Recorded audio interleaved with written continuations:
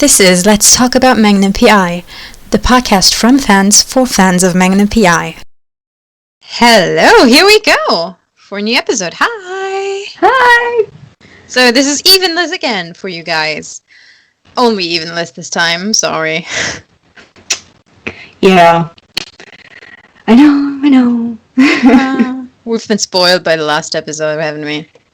Yes, very, very spoiled. Hopefully we can do something like that again. Yeah, at the very least, he did offer to come back one day.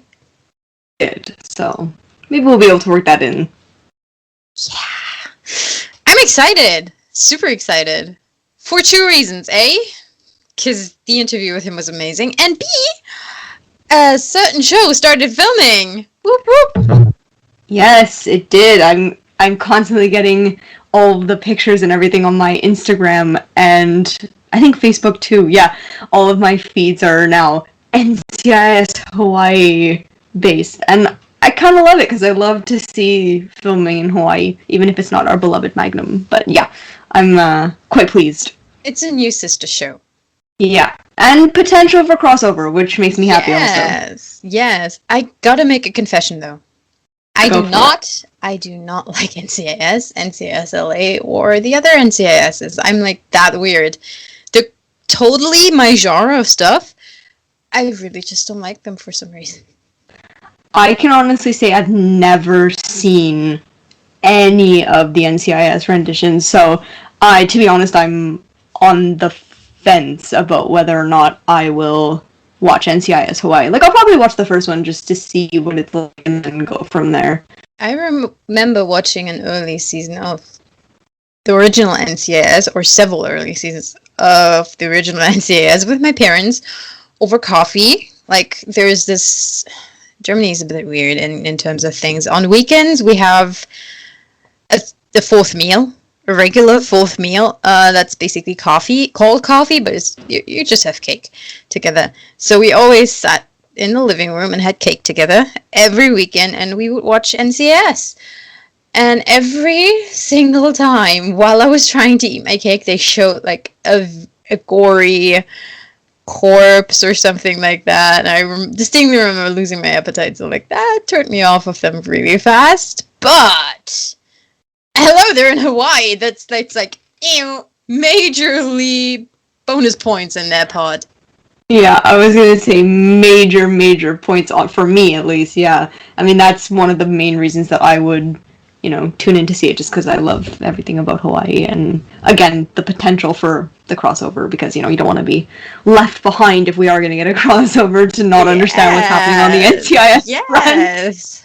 I'm also very, very biased towards Vanessa already, because that woman has taste in trainers. She's training with Egan Inouye, who's also been the trainer of Hawaii 5-0's Alex O'Loughlin. So yeah, that woman's getting shredded.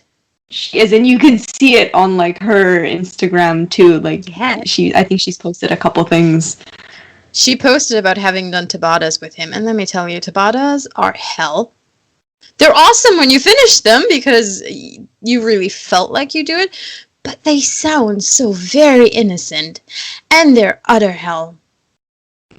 They are. I used to do them in CrossFit, and I remember when it was a Tabata day, just being like, when you first hear it, you're like kind of excited, and then in the middle, oh my god, I hate myself for doing this, and I hate this. And at the end, you're like, okay, it was worth it, and I'm happy with myself, and no risk, no reward, right? So we can all agree it's worth it.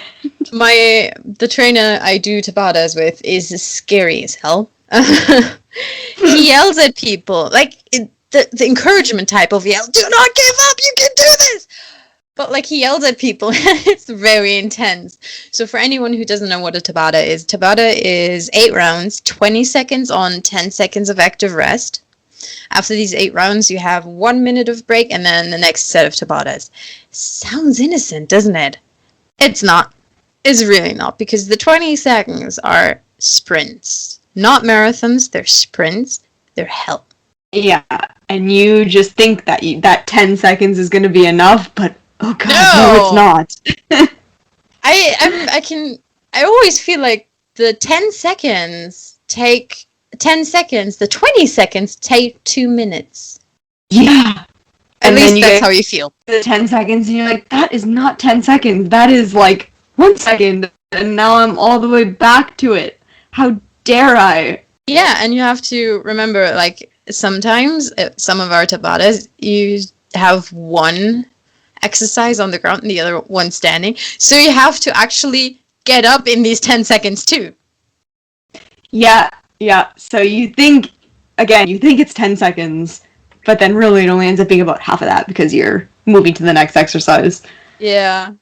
Though I have tried to do as fast as I can, and I recently noticed I'm actually cheating myself out, and I'm accidentally always doing a burpee in these 10 seconds just to get fast from one to the other to have the maximum of rest. But like, okay, for some reason that means I'm putting a burpee in, at least when I change from the floor to standing or the other way around.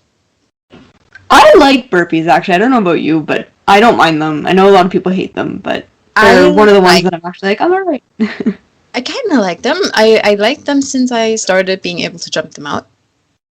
Mm-hmm. Before that, they were basically hell, but now that I can jump them out, that being said, when my legs aren't sore as hell, but once you can jump them out, they're really fun. Before that, not so much. Yeah, the beginning stages aren't fun, but then when you get used to them, I guess it's like anything. When you get used to it, it's alright. Yeah. I'm currently happily jumping down onto my chest for chest down burpees. So I'm like, woohoo! A year ago, I couldn't even do that. Woohoo! Yeah, there's that satisfaction of being able to do something you could never do before, and that's when you know you've made real progress. Yeah. That and the fact that half of my pants aren't fitting anymore, and I'm wearing pants from when I was 19 years old. Woohoo! Yeah.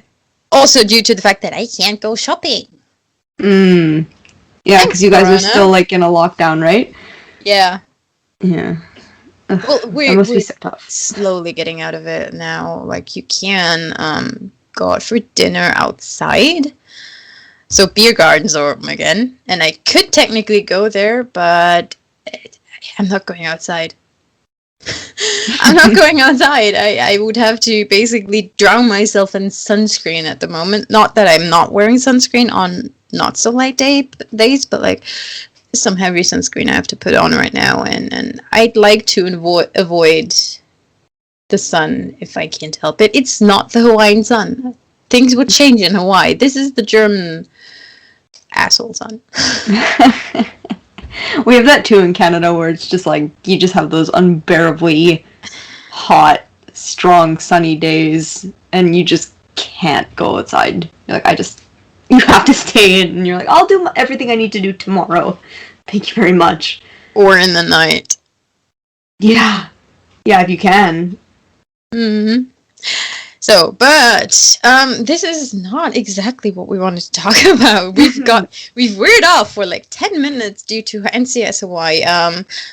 Let's veer off again. I love the blessings that they do.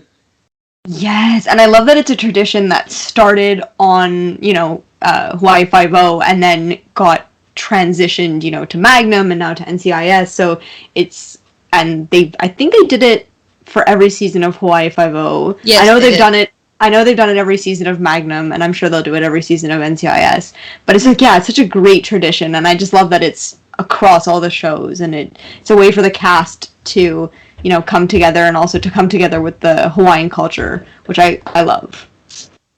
Yeah, absolutely. It's also a tradition that I think the fans really love, because it shows that they're on this island and they're respecting this culture, and they're not only incorporating it, but they're actively respecting it or trying to respect it. Yeah, and it also gives the fans like the first glimpse truly of the cast together. Yeah. Which is always fun. Yeah, though admittedly the boys looked quite interesting during the blessing for season 1, didn't they? They did. POW style. Yes. Yes. Which brings us to the fact that we're talking about something that's kind of in the past. Yeah. We're talking about the Robin Masters books. Yeah, interesting topic. Yes, yes. Not prominent enough, if you ask me, because like, a lot of, you know, the wealth that they're enjoying right now is based in these books. Yeah, and as Higgins said in the premiere of season 3, without Magnum, there is no White Knight. Without no White Knight, there's not really a Robin Masters. And without a Robin Masters, there's no estate, right? So there's no relationship between Magnum and Higgins. The boys don't come necessarily... Well, I guess they would technically come to Hawaii because that was Nuzo's idea. Would they know each other? But they might not know each other, exactly. And would Hawaii be the same for them? Or would they have come and felt a little bit more, like, out of place? You know, because from what we understand, Robin really set them up for success in Hawaii and made them able to feel at home in Hawaii. So I feel like their life, even if they had come to Hawaii, would still be quite different if they didn't, you know Robin and everything. So yeah, the White Knight books are really the core of kind of everything that's gone on, right? Yeah, they are. So, we know 4 books by name. We have Queen's Gambit. Queen's Gambit, as mentioned in several episodes, most notably in episode 3 of season 2. Yeah. What else do we have? We have... Secret State. This was the one that they were reading in episode 1 of season 1. This is the one with the halo jump into North Korea. Yes! With the planets involved. Yeah, then we have The White Knight, Red Days, mentioned in episode 6 of season 1.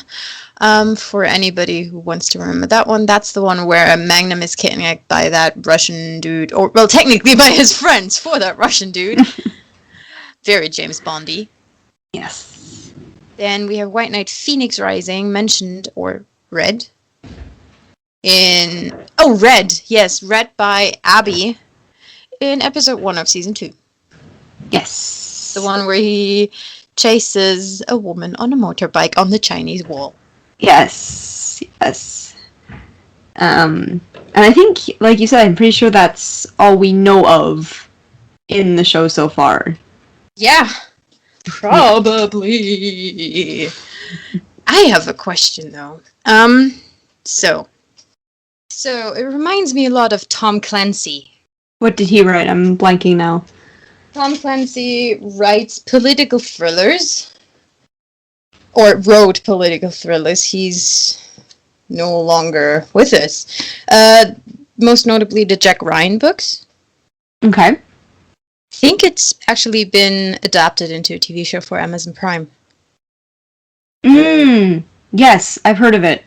I think you're right. I think it's Amazon Prime. He's got an interesting style, by the way. He's got a very anti-intuitive style, I think, with opening books. So yeah, Robin Masters reminds me a lot of Tom Clancy, and thus the books have this overreaching topic, apparently.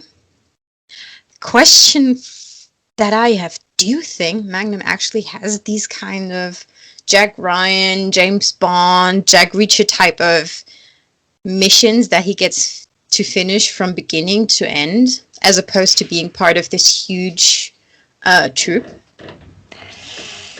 I wonder that too. I think yes, because every time that we get that, flashback when they're supposedly reading about Magnum, whenever Rick or TC or somebody, makes a comment, it seems to be that Magnum really did do most of it, and then they just kind of pipe in, like what Nuzo says in the pilot when he says, I took out 2 snipers that would have made that jump, a lot more difficult.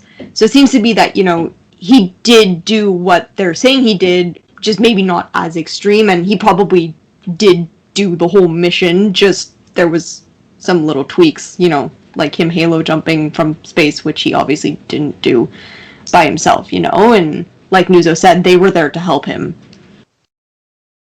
I mean, to be fair, coming back to the halo jumping, would that even be considered halo jumping, or is it like stratosphere jumping or pure madness that they would say?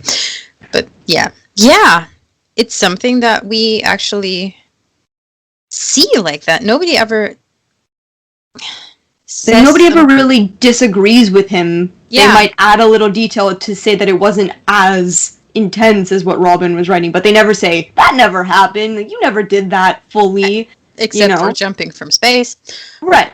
But that's, like, the little detail that TC's saying, and then that's when Magnum says, I halo jumped into North Korea, right? And he's like, yeah, but you didn't do it from as high up as you're saying you did it, or Robin saying you did it. Right, so I think it's like it's the exaggeration that they're trying to tone down a little bit. Yeah. Supporting that is actually something from the original script of episode 1, if you remember correctly. Which part again? We actually see Robin Masters in the script. Yes, so in the original. Actively talking to someone about the gold. Yeah. Did you just get doggy visitors? No.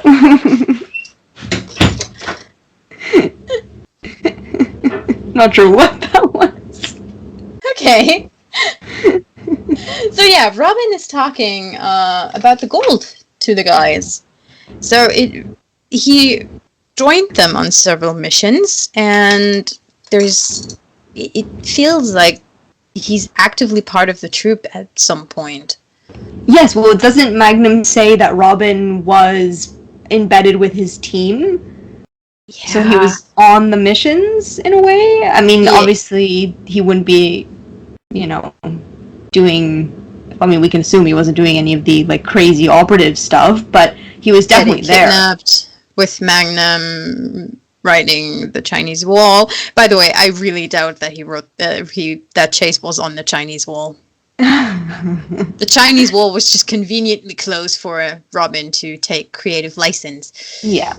And that's just it. I think that's what the guys are constantly saying, like, that some of it was creative license on Robin's part, 100%. Yeah. So I wish we knew what order they are in. Yeah, well, isn't White Knight's Queen's Gambit the first one? Because in Blood in the Water in 119, when at the very end when Higgins is testing his PI skills, he says, you're halfway through Robin's first book again or something, and the title of the one that she's reading is Queen's Gambit. So I think that one is the first one. That is very likely, and this is the only one where we actually have a time frame for.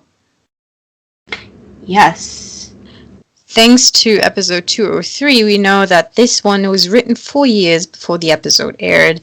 203 means that it was kind of like written 3 and 2.5 or 2.5 years before Magnum PI starts. Yes, and we all know the timeline prior to that is a little hazy to begin with, so... Yeah, but, like, in my head, assuming they went directly from the POW camp to Hawaii, and then how long have they been in Hawaii before the show starts? Yeah, my guess was always about 6-ish months to a year. That was always my guess. So, if you do the maths, that book came out while his friends were in a POW camp. You make a very interesting point. And then where was Robin during that whole point where they went on that op? I guess he wasn't on that one. The one where they got captured.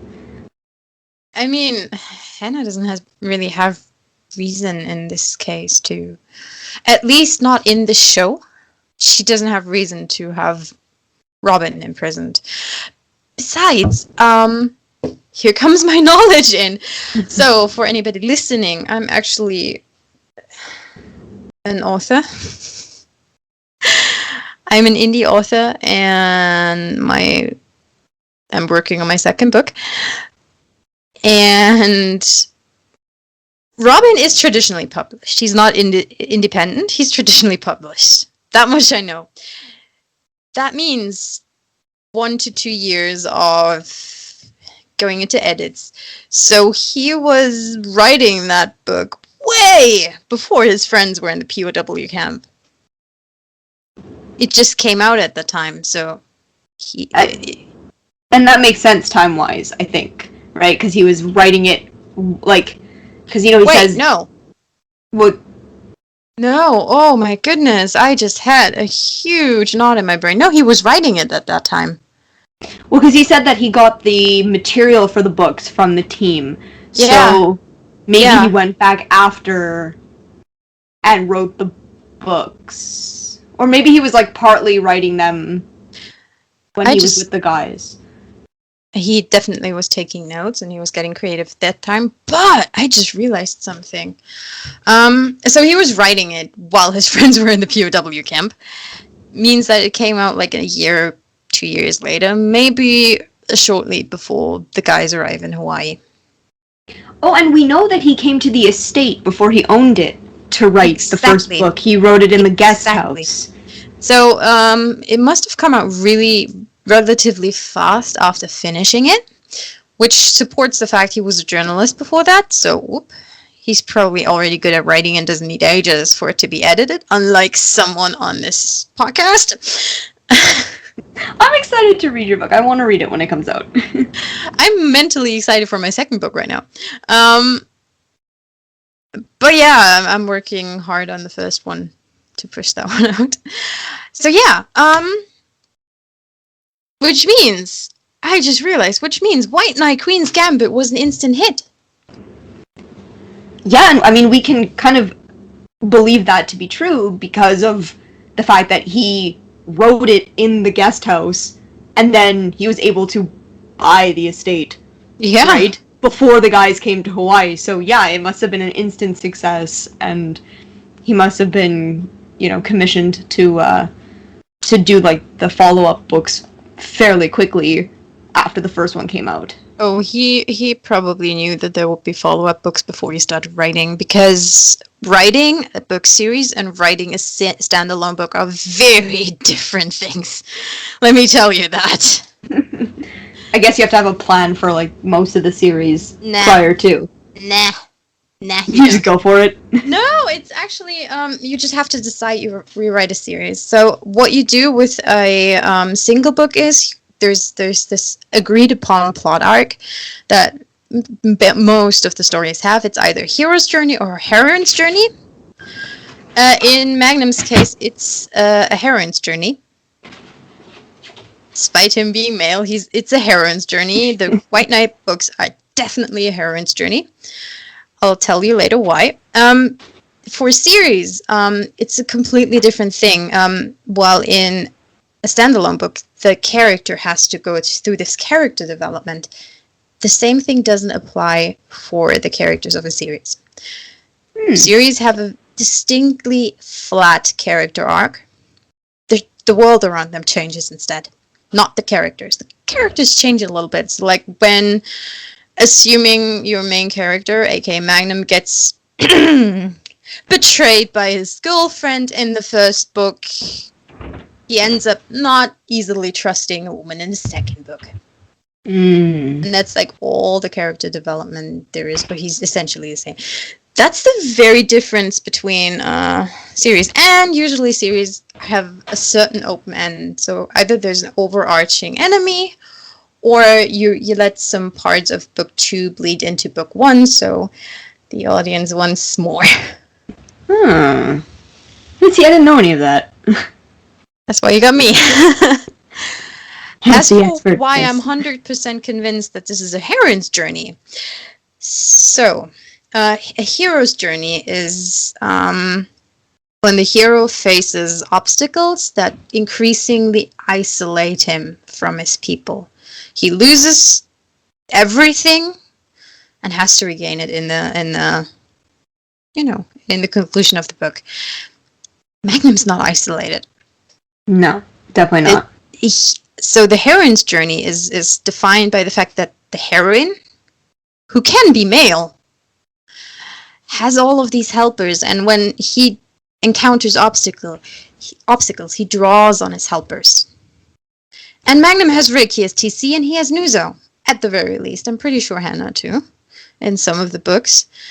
So it's the heroine's journey. He can and does rely on his team. By the way, Harry Potter is a heroine's journey too. Oh yeah, that makes sense. Mm.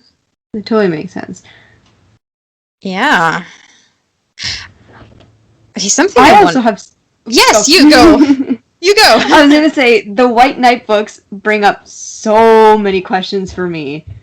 Yes. I have so many. Like, my biggest one is, we know that he wrote the books about Magnum, and that's why he's on the estate. I want to know if there's books about Higgy. I mean, how, like, what brought those two together? You know, did he write about her? Did she save his life and there's books about her too? You know, are there eventually going to be books about the two of them together? I have so many questions. I have another question for that. Who says Higgins isn't in the previous White Knight books? Yeah, maybe she's not snuck in there, but maybe it just hasn't been revealed that she actually is in them. Okay, I have a suspect for that, actually. So, it was revealed in episode 1 of season 1 that Magnum believes that Robin owes Higgy to a certain extent, right? Yes. That's why Higgy is basically in Magnum's position, just glorified. She was an MI6 agent. And there's 2 books, and one I actually believe is the culprit in this one for several reasons. There's 2 books where I can see the MI6 actively being involved. Well, probably 3, but I have no idea what Queen's Gambit is about.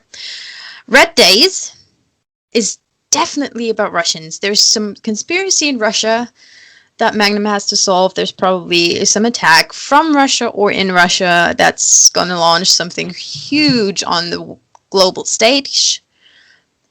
That could easily involve MI6 along with the US American forces. But what's more, my suspect for Higgy being in one of the books already is White Knight's Secret State. I think I know where you're going with that. Yeah, a secret state for me implies that there is a shadow organization pulling strings for certain states. And the 2 states that are, you can't really pull them apart despite them, one of them being independent from the other, is America and England. In history, in a lot of people's minds, America and England have this undeniable connection. So if there was a secret state pulling strings for multiple states, governments, it would probably involve both America and England, which then would bring MI6 to the stage. And with it, a certain blonde operative. And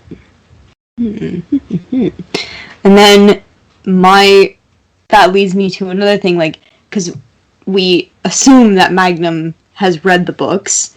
Yes. Because he seems to know some of the details, obviously. I mean, obviously he was there, but... I mean, there's a reason why he made Abby read. Yeah. So does he... Like, let's assume that Higgy is in the books. Does he know? Right? Because if it's just sort of the same thing where it's kind of like a code name, like the White Knight, does she have a code name too? And does he know that it's her? And that brings me to follow-up question number 2. When she first read the books, did she know it was Magnum? Or did he tell her? Ooh, those are really good questions. So, obviously I don't know about when Higgins finds out when Magnum's the White Knight, because it feels like she knew it from the beginning, didn't she? Because she's like, I think at one point she's like, bollocks, no way Magnum ever did any of that. So she obviously knew, and that is pretty early on. She also very early on tells a kid about how the White Knight is gonna do everything he can to protect someone. Yeah. So she knows very early on.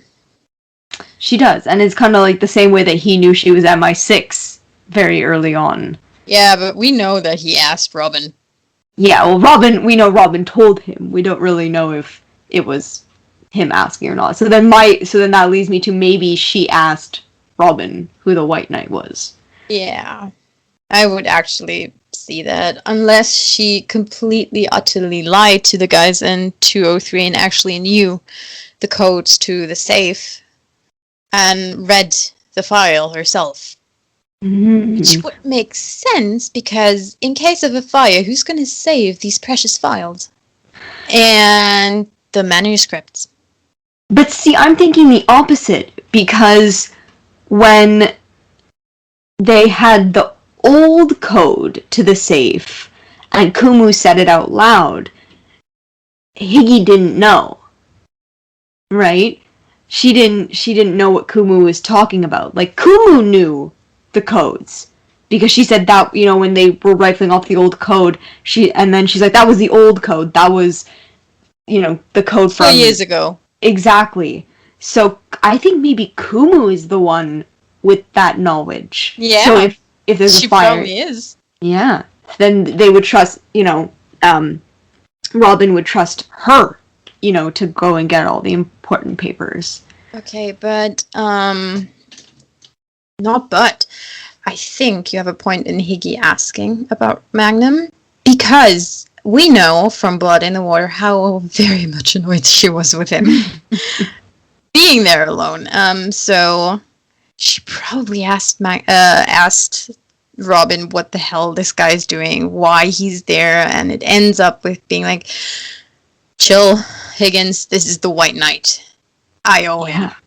Yeah, or even to add to that, what if she did one of her, MI6 background checks on him and sort of put 2 and 2 together, because she'd read the books and saw the missions and was like, oh, they're very similar, what if? And then maybe she talked to Robin, or maybe she just figured it out. But yeah, maybe she was just utterly annoyed. I would support that, actually.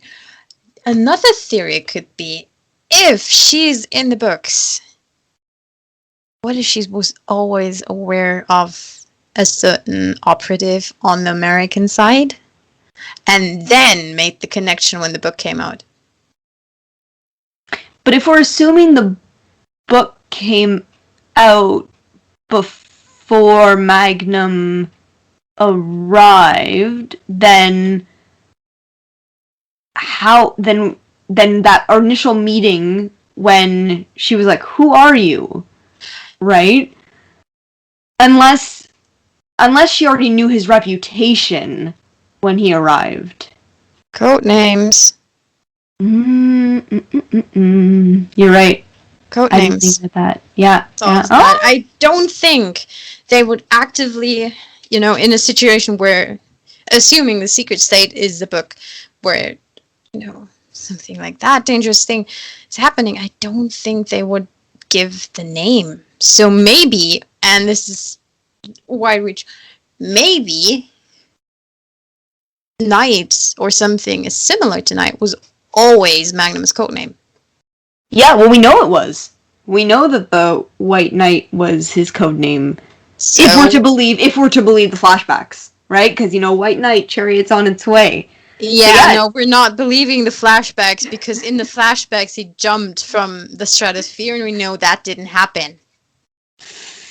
But I mean, but they call him White Knight. I don't know. Maybe it was. It's so. This is a problem we can't solve here. This is the bad thing. We can't solve this problem. We're just gonna have to wait for more details to hopefully be revealed in the future. Come on, writers, give us more. Please feed our curiosity. As for Higgins books, hello, please, there have to be some.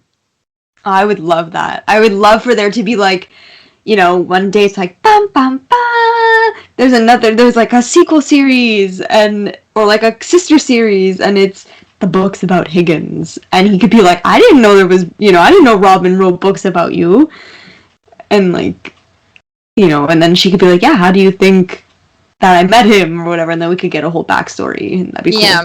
So, I'm mentally cracking my knuckles because this is my expertise again. I know a thing or two about marketing, and a sister series is actually one of the wisest things you can do. Sometimes you have to take your brain away from this one material, and I really very much doubt that the White Knight series is the only thing that he's writing. Yeah, no, for sure there's more. Yeah, so a sister series is likely. No. And he can take full advantage of the universe obviously being tied together. So he has the opportunity to introduce Juliet in a White Knight book. Or not, or have them cross over later when something on Hawaii happens. Mm-hmm. And here's the thing, based on what we saw of Robin Masters being involved there, Robin Masters is not a discovery writer. He doesn't just be like, oh, there's an artifact, and this is the end of what I want to achieve, so how do I get from beginning to the artifact to the end? This is what a discovery writer does. You're just like, I have a beginning, I have something that this is about, or in adventure book cases, or like, I have a beginning, I have a rough idea what the topic is, and I have an end point, or I have a scene in the middle or something. And then somehow you discover the story along writing. He had this entire script based from reality. Yeah. Yeah. So he's not a discovery writer. So what if he purposefully put the two main characters of his books together just to see what the fuck's gonna happen? That's one of my theories, too. One of my theories about how they both ended up on the estate. It was all Robin's doing, obviously. I mean, okay, well, it was Robin's doing, bringing them both to the estate, but maybe he has, some plans for them. Yeah. Yeah, not a sinister plan, but a very interesting plan. Yeah. And putting them together, see the sparks fly, as they say. Yeah, he probably, if he is aware of the fact that there might be friction between his two main characters, he probably has the secret. I mean, if he writes them both, he knows them. He knows them enough that, he's aware that there could be chemistry, so there might be a chance that Robin Masters put them together just to see if they would actually either put each other on fire and crash and burn, or put each other on fire in the other way, aka ignite the flame of love. And lost. He's playing matchmaker. Or yeah, basically, I think Robin Masters is playing matchmaker. Me too. I think he is. Yeah. So let's do the connection to the fandom, because there's something we learned about Robin Masters' books. Aside from the fact that there are a shit ton of people buy them, because otherwise he would not be that wealthy. There's fan fiction. There is? There is! It was mentioned in episode 3 of season 2, where the publisher's son and his fiancé were there, and she said she wrote fan fiction, and two characters were distinctly not surprised about the existence of fan fiction. Yes. They weren't going like, what is fan fiction? They were like, uh-huh. Right, okay. Yes, slow brain for me right now, sorry, but yes, now I am remembering, yes. They were not surprised at all. Yeah. There's fan fiction. Yeah. How meta is that? Like, in the universe that people of this fandom, and amazing writers that some of you guys are writing fan fiction, and in the universe, fan fiction is written about essentially the same thing. Yeah. And then you gotta wonder about, well, in the Magnum universe, like, what fan fiction is being written, right? Like, who is the White Knight, going out with? What is the White Knight, getting into trouble with? when it's the fans that are writing about him. And maybe, just maybe, some fans are annoyed with whoever this Hannah person is and think the chemistry with the blonde MI6 agent is so much better. And that's what they're writing about, yeah. Yeah, so there's the chance Miggy fanfiction is canon in the show. Oh, wow. Yeah. Yeah. That's a crazy thought and so very plausible. Mind blown. Yeah. So all of you Miggy writers out there, you might be canon. And keep it up because we love reading them. Yes, absolutely. And then I actually looked up the chest move for Queen's Gambit. Ooh. Like what a Queen's Gambit is. And it's an opening chess move that gets control of the center of the board. So I was like, okay, I get that, because it's like, I guess if you're in the center, you have a lot more control. Mm-hmm. And I think, that could be a metaphor for something, like about Magnum, sort of. Which figures are performing the Queen's Gambit?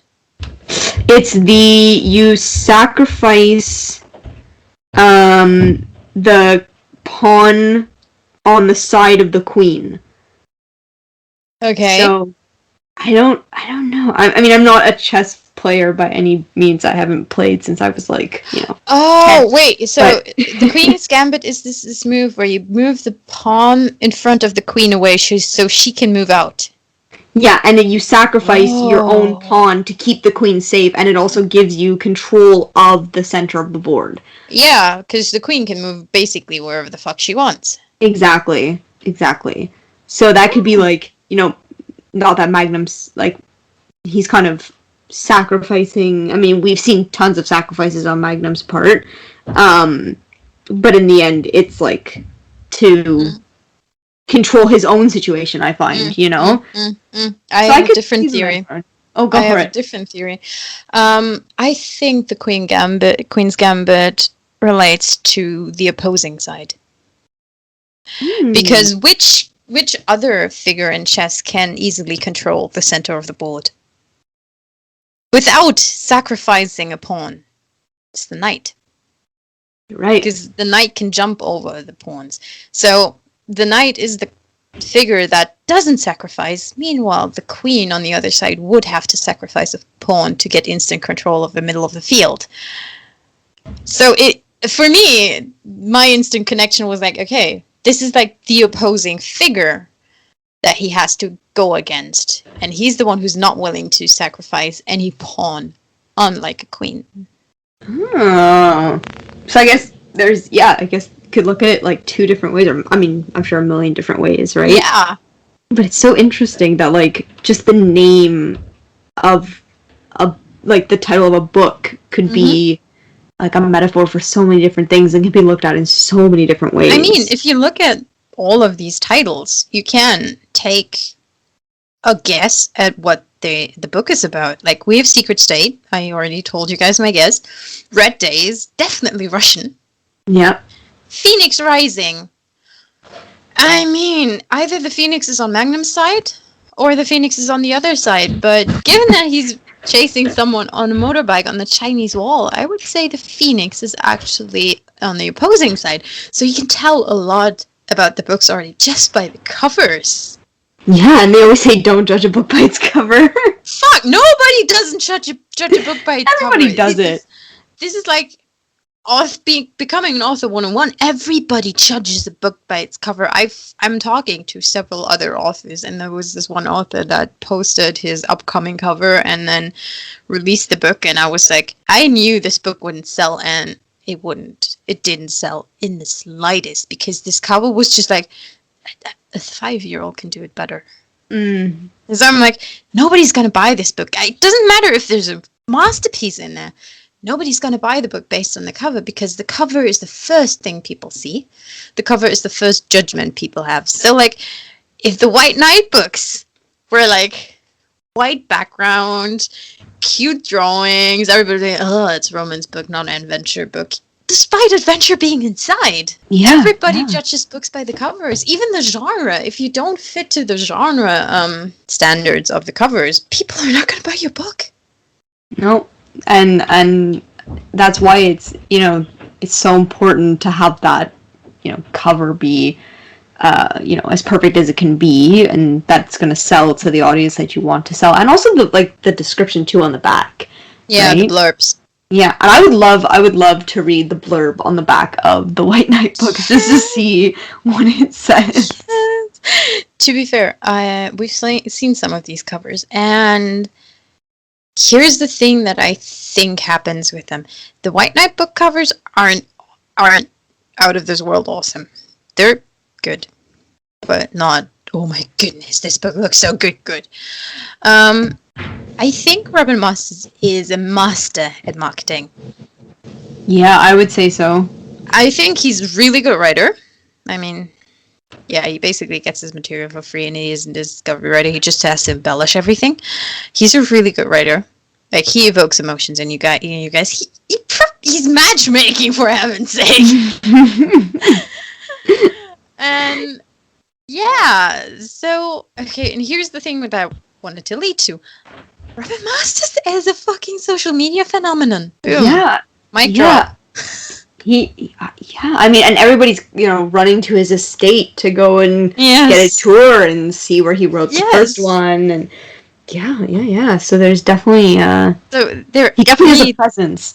There has to be a reason why Robin Masters can sell these books to this price with this amount, with the covers that are exactly the best out there.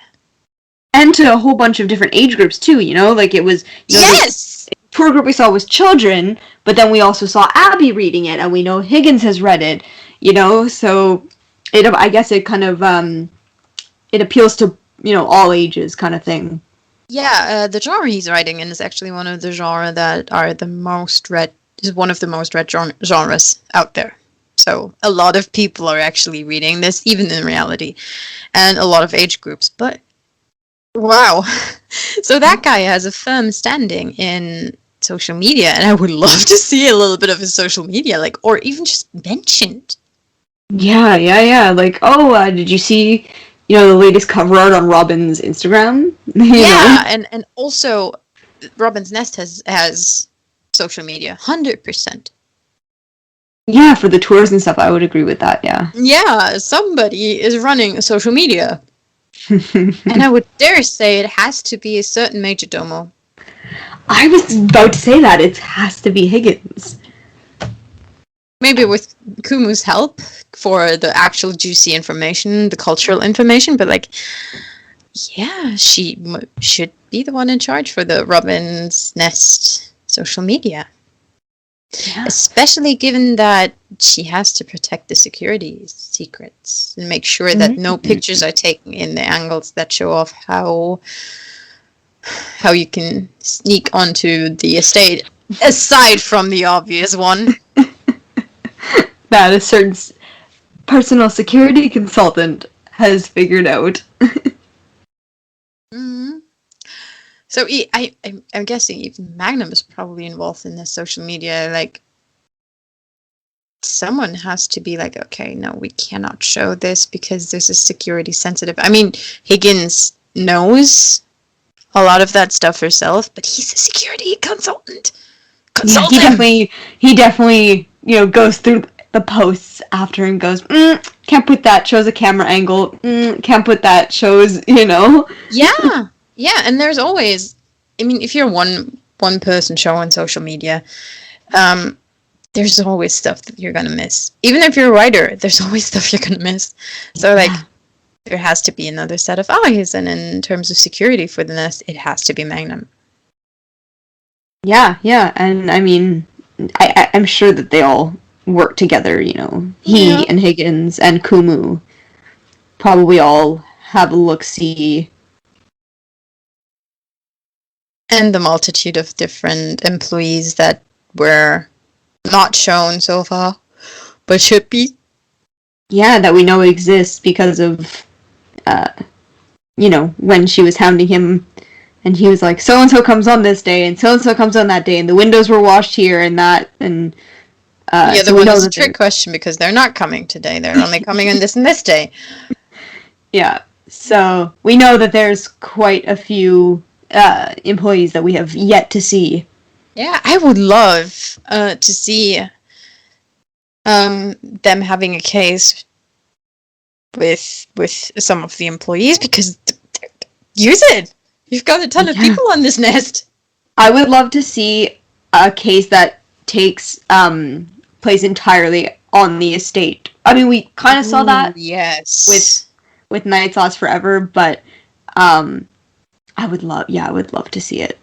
Yeah, taking the cozy mystery to an extreme. Yeah, and like have like the wine cellar to be like a creepy little place for a little bit would be fun. Yeah, put a blackout on it too. Yes. Just to add to it.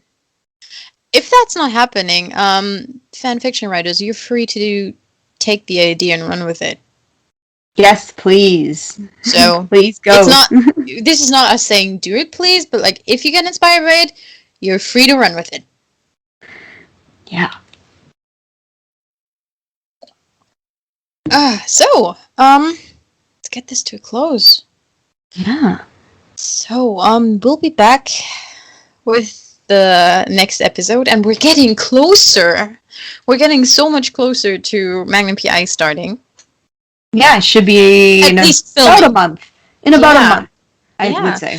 And around that time, somewhere around that time, we want to have an episode where we talk about our theories and our hopes for season 4. So if you want to be on that episode, if you want to share your theories, your headcanons, come join us. Yeah.